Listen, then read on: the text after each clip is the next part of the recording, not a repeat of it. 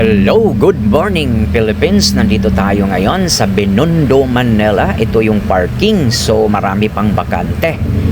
So pag linggo maraming bakante, no? Time check tayo, 8:30 ng umaga. Okay, ito yung kahabaan ng Luna Street, Juan Luna Street.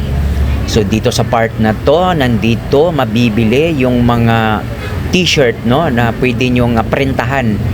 So gamitin pang office uniform, government uniform, reunion uniform, lahat ng mga t-shirt na naiisip nyo pa lang na mga uniform mayroon dito. Mga construction uniform, mga construction supply nandito din, no? Kahilera-hilera lang yan sila, pero mostly mga t-shirt talaga dyan.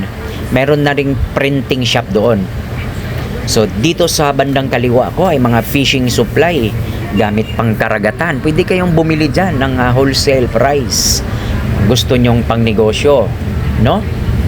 Gamit pang karagatan, ha? Kung ano mang naiisip nyo na pwedeng gamit pang karagatan, nandyan lahat. So dito sa bandang kanan ko naman may payong dyan, pero hindi ko masyado siyang inaalok sa inyo, no? Kasi medyo mahal dyan. Dito naman mall yan, no? Nandyan yung mall, ayan, no? Bandang kanan, mall yan. Nandyan naman yung mga t-shirt, jackets, shorts, pantalon, sandals, nandyan lahat. Pwede kayong bumisita dyan at bumili kayo ng pang wholesale, pang tinda. Pwede. So ito naman yung Luna Bridge, buti naman at kinalkal nila kasi puro putik na yan, mabaho na yan, kulay itim na yung tubig dyan. Okay, dito naman sa bandang kaliwa ko, ayan, si Sally Balita, no? Yan naman yung linoleum niya, magagandang klaseng linoleum dyan. Pwede kayo bumili ng wholesale price din, pangbenta, pwede. Nandyan yung mga mantel, no? So dito sa part naman ito, napapansin nyo na may mga nagtitindang prutas. Opo, may nagtitinda po talaga dyan ng prutas. Yung kahabaan na yan, ayan, no? Yung kahabaan yan, puro prutasan yan. Kasi nga, dyan lang din nakukuha nila yung mga prutas na mura galing sa pier. Dyan lang din naman ng murang-mura po talaga. Pwede nyo rin pangbenta, no? So kung napapansin nyo, wala masyadong tao, walang traffic kasi nga linggo.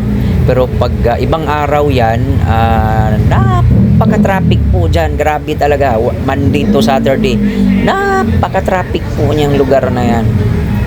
So dito sa part naman na to, bandang kanan ko, ito na nga yung kanan na yan. Dito naman mabibili yung linoleum din, no?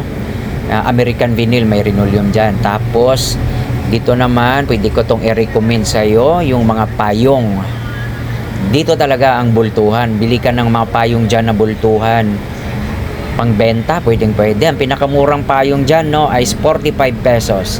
Ang bintahan naman dyan ay 120. Yung 45, 120 pesos, pwede mong ibenta. Ang pinakamagandang klase na payong is 85 pesos. Automatic, pwede mong ibenta ng 190 to 200.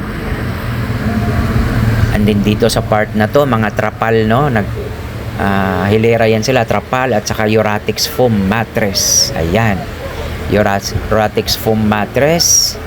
And then mga tsinelas, lahat ng mga tsinelas na magagandang tsinelas na naiisip nyo, nanditong hilera na to. Dito na hilera at saka sa harap nito, no?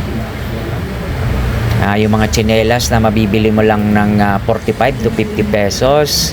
Yung mga Spartan, mga Nikon, mura lang din siya, no?